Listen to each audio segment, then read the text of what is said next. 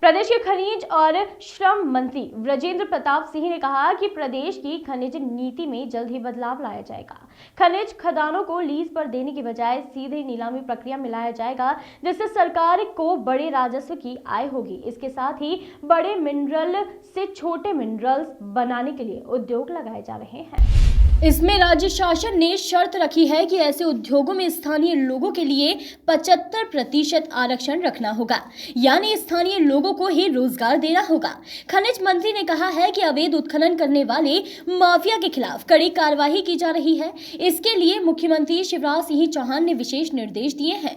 बिना रॉयल्टी के सड़कों पर दौड़ने वाले वाहनों की खोज करने के लिए एक ऐप बनाया जा रहा है, जिससे रॉयल्टी की चोरी को रोकने में मदद मिलेगी और जो ठेकेदार नियम के तहत काम कर रहे हैं उन्हें अपना व्यापार करने में आसानी होगी। उनका विभाग खनिज संपदा की रक्षा करने के लिए सरकार से होमगार्ड के जवान उपलब्ध कराने की मांग भी कर रहा है। बेसिकली जब कमलनाथ जी के पहले जब हमारे शिवराज सिंह जी की सरकार थी, हम लोग काफ़ी निचले स्तर पे और पंचायत स्तर पे हम लोग माइनिंग करते थे और उस समय पे कई लोग उसमें पार्टिसिपेट करते थे और उसमें पार्टिसिपेट करने के अलावा जो हमारा रेट का वेरिएशन बहुत ज़्यादा जैसे मार्केट में चला जाता है, क्योंकि मोनोपोली जब हो जाती है एक कॉन्ट्रैक्टर की तो रेट बढ़ते भी हैं।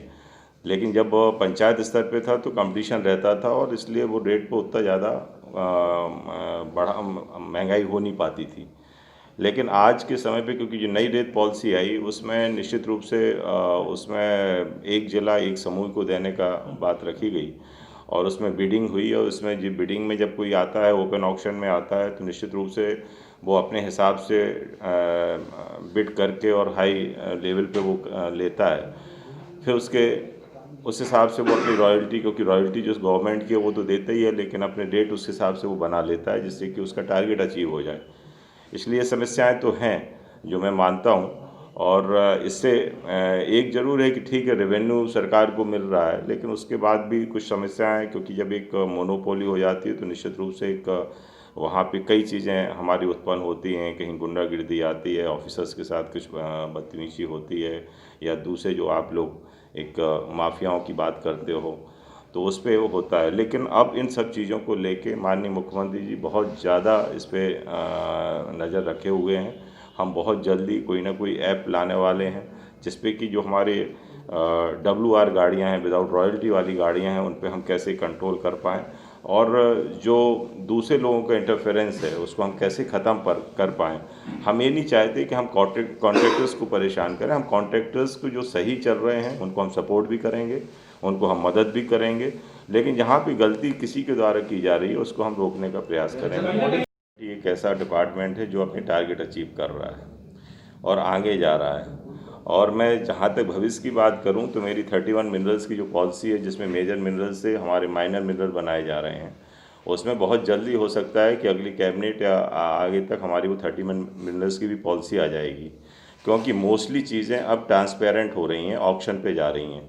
इसलिए जो बातें चलती थी कि लीज़ पे और इस पे सब परेशानियां और जो आप लोगों को शिकायतें मिलती थी, अब वो चीज़ें ख़त्म हो रही हैं, क्योंकि ओपन बिड में, क्योंकि ये सेंट्रल की भी पॉलिसी है कि जो बड़े बड़े ब्लॉक बना के उनको ऑक्शन पे रखा जाए और वो होने वाला है।